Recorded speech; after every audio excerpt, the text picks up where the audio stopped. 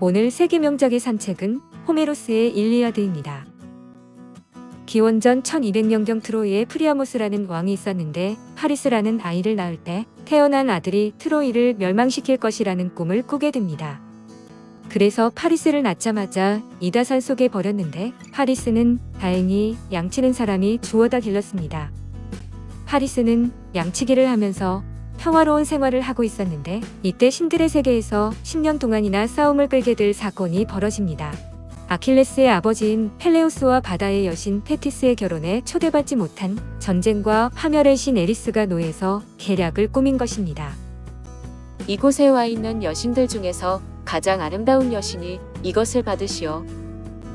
에리스가 던진 것은 가장 아름다운 자에게라고 새긴 순금의 사과인데 여신들은 모두 이 순금의 사과를 갖고 싶었습니다.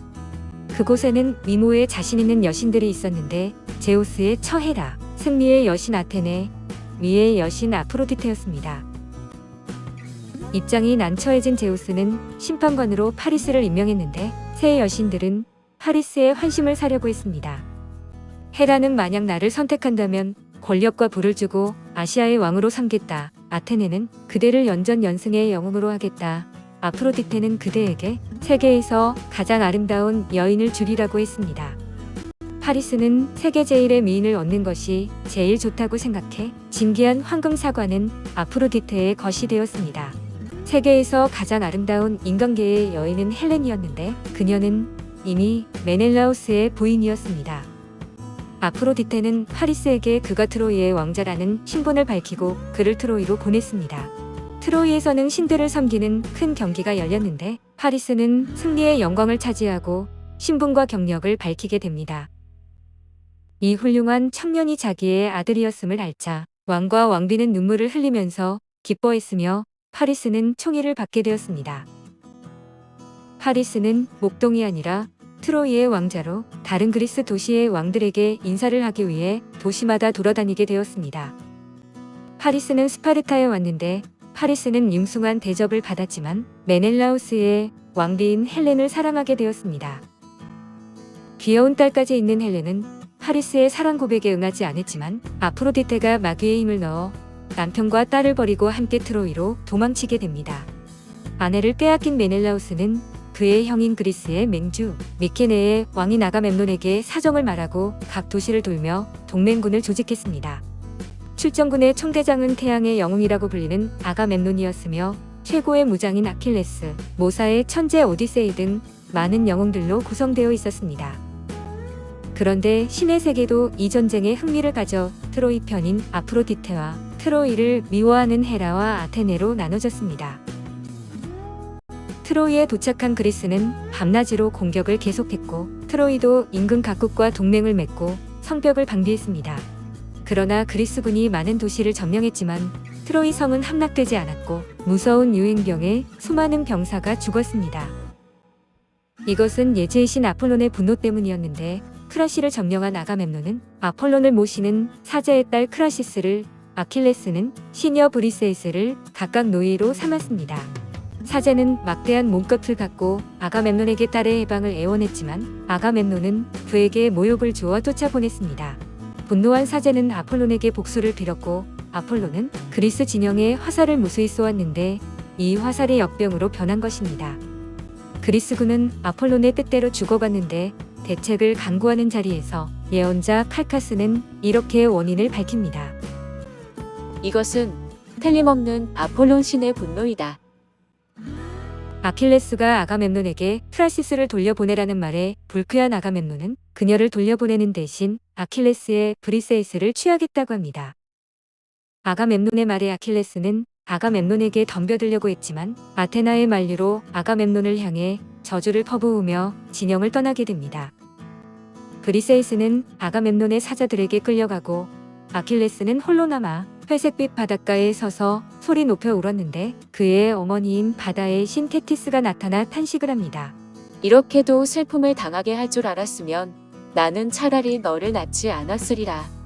테티스는 단명할 운명을 가진 아킬레스를 낳자 불사의 강에 적셔 창이 그의 몸을 뚫지 못하게 했지만 한 군데 여신의 손에 잡혔던 곳은 강물에 젖지 않아 발 뒤꿈치에 급소를 갖게 되었습니다. 테티스는 제우스에게 탄원을 하고 제우스는 아킬레스에게 영광을 줄 수 있을까 고민하다 아가멤논에게 꿈을 꾸게 합니다. 빨리 무기를 들고 일어서라. 반드시 승리는 너의 것이리라. 아가멤논은 장수들에게 꿈 이야기를 하고 병사들은 오디세이의 동료의 힘을 얻어 환호성을 울렸는데 이것은 제우스가 그리스군을 거짓 꿈으로 유인한 것입니다. 트로이의 성벽 위에서 헬렌도 지켜보고 있었는데 늙은 무사들은 아름답게 단장한 헬렌을 보고 비웃으며 말했습니다. 그리스와 트로이의 두 나라 사람들이 수많은 생명을 바쳐가며 싸우고 있는 것은 저 한 사람의 계집 때문이다. 전쟁은 트로이에게 불리하게 전개되는데 제우스가 다른 신들이 간섭하지 못하게 하고 황금의 갑옷으로 몸을 꾸민 후 전차에 올랐습니다. 제우스는 이다산 꼭대기에 올라가 산장의 옥자에서 황금의 저울을 꺼내 두 개의 죽음의 추를 놓았는데 하나는 그리스인, 하나는 트로이인의 것이었습니다. 그리스인의 죽음의 추가 점점 내려갈 때 제우스는 번개를 쳐서 사람들이 제우스와 저울을 보게 하고 자신들의 추가 내려간 것에 놀란 그리스군은 패하게 됩니다. 겨우 진영에 돌아온 아가멤논은 아무런 말을 하지 못하고 눈물이 뺨에 흘렀습니다. 우리들은 제우스의 미움을 받고 있다. 이제는 배를 돌려 귀국하는 길밖에 없다. 이때 레스토르가 나서 아킬레스를 불러내 싸우면 트로이는 반드시 함락될 것이라고 말했습니다.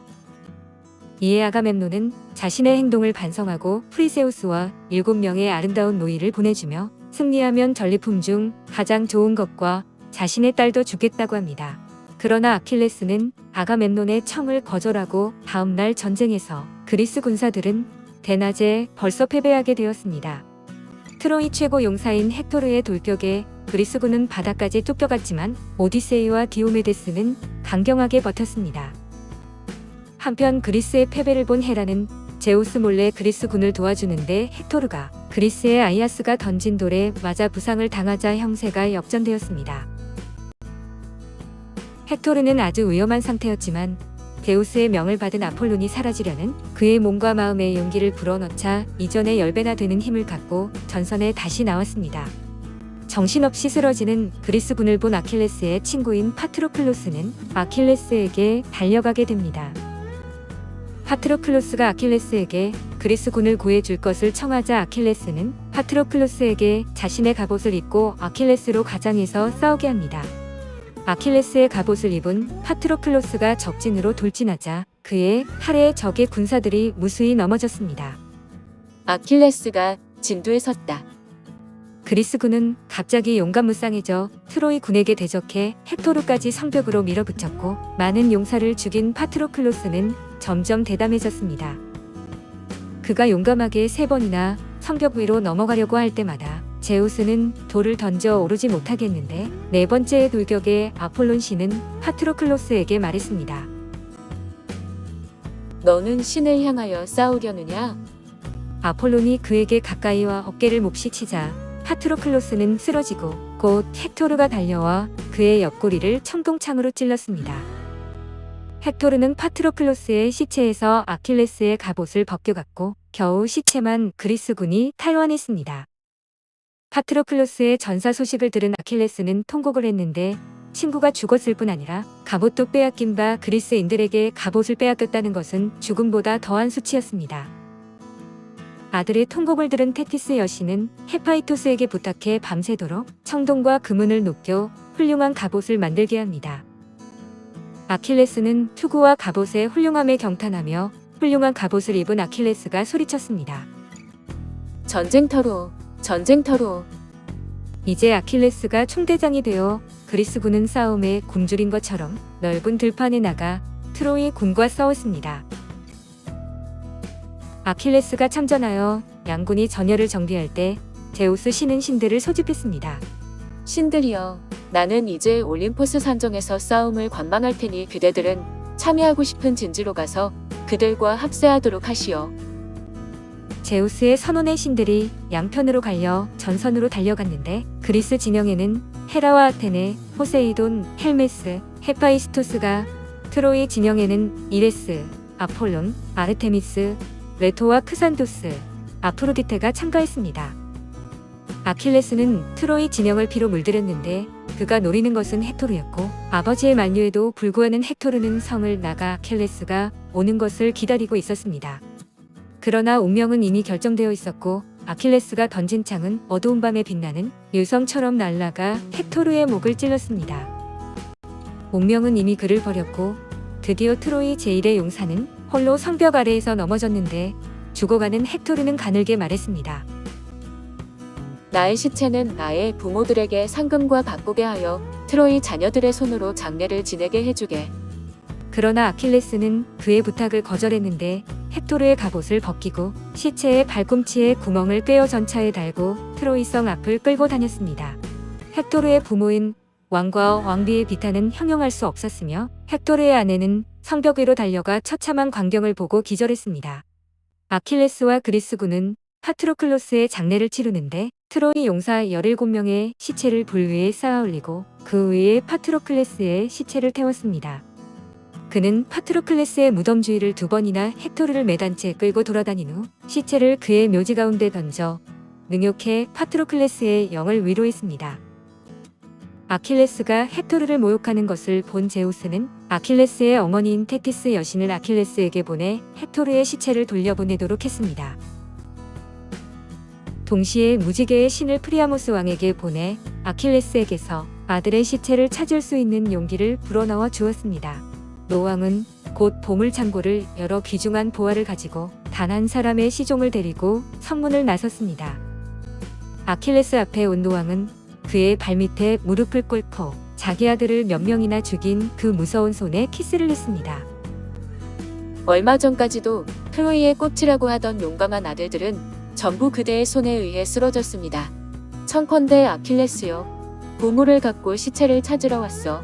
그대의 아버지를 생각해서 나를 가련히 여겨주시오. 이 말에 감동한 아킬레스는 멀리 떨어져 있는 아버지와 친구들을 생각하며 울었고 이튿날 아침 아킬레스는 헥토르의 시체를 씻어 노왕에게 인도하고 헥토르의 장례 기간인 12일간 휴전을 허락했습니다.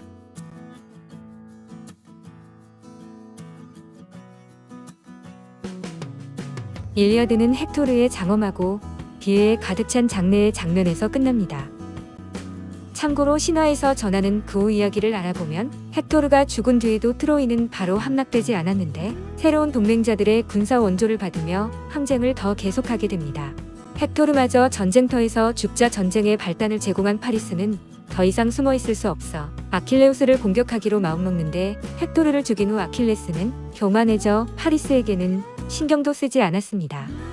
그러나 파리스는 뛰어난 활솜씨를 가졌는데 아폴론으로부터 아킬레스의 약점이 발 뒤꿈치라는 것을 듣게 됩니다. 파리스는 아폴론의 신전에서 혼담을 벌이던 아킬레스의 발 뒤꿈치에 독화살을 쏴서 죽이게 됩니다. 헥토르도 죽고 아킬레스도 죽어 전쟁은 다시 제자리 걸음이 되었는데 이때 오디세우스가 기발한 전술을 생각해내게 됩니다. 커다란 목마를 제작해서 트로이 성 밖에 세워두는 것으로 그리스 연합군은 군대에 천막을 태우고 배에 올라 그리스로 돌아가는 것처럼 행동했습니다. 드디어 전쟁이 끝났다고 생각한 트로이인들은 환호성을 질렀으며 목마는 아테나에게 바치는 것이라 믿고 성 안으로 들이게 됩니다. 그러나 밤이 되자 목마에서 그리스 군사들이 기어나왔고 그들은 몰래 성문을 열게 됩니다. 철수하는 척하고 트로이에 숨어있던 그리스 연합군이 성 안으로 밀어닥쳤고 트로이인들은 반항도 제대로 못해보고 죽임을 당했습니다. 이후 그리스 연합군이 트로이 곳곳에 불을 질러 트로이는 한순간에 한 줌의 재가 되고 말았습니다. 일리아드의 이야기는 여러 번 영화로 만들어지는데 그중 가장 유명한 것이 2004년에 제작된 트로이입니다. 볼프강 페터젠이 감독을 했으며 브래드 피트가 아킬레스로, 에릭 바나가 헥토르로, 올랜도 블룸이 파리스로, 다이앤 크루거가 헬렌으로 각각 출연합니다.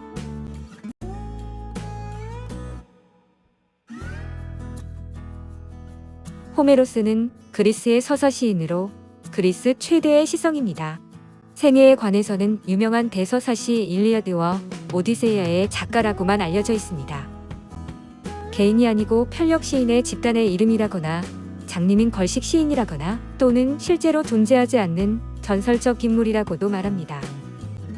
그러나 크세로파네스, 헤로도투스 등의 연구 및 조사에 의하면 그는 실존 인물로 밝혀지고 있습니다. 소아시아 이오니아 해변 스미르나 출생으로 태어난 연대는 기원전 900에서 800년대인데 그 때문에 의의 2대 서사시가 그의 작품이라는 것은 타당한 것으로 보입니다. 장편 서사시 일리아드는 제목이 아킬레스의 저주하는 분노로 되어 있는 것처럼 트로이 전쟁 중에 일어난 영웅 아킬레스를 중심으로 한 이야기입니다. 또한 오디세이아는 지혜로운 자로 유명한 이타카 섬의 오디세우스를 중심으로 한 트로이 함락 후 10년간의 이야기입니다. 이 두 편은 완전한 예술적 구성으로 당시 문화에 대한 지주적 존재였고 호세의 시인들에게 큰 영향을 주었으며 그의 이름은 시인의 대명사처럼 되었습니다. 호메로스의 탁월함은 신들의 이야기가 아니라 인간의 이야기를 할 때에 더욱 두드러집니다. 양대 서사시에는 수천 년 세월의 간극에도 불구하고 보편적인 인간의 정서에 호소하는 훌륭한 묘사가 수두룩합니다. 우리 두 사람 사이에 흐르는 긴장과 침묵을 건너게 하는 이해의 길을 따라 나를 향해 절반만 다가오겠어요. 행복했던 지난 날을 떠올리며 킴 코너 시가 나를 안아준다.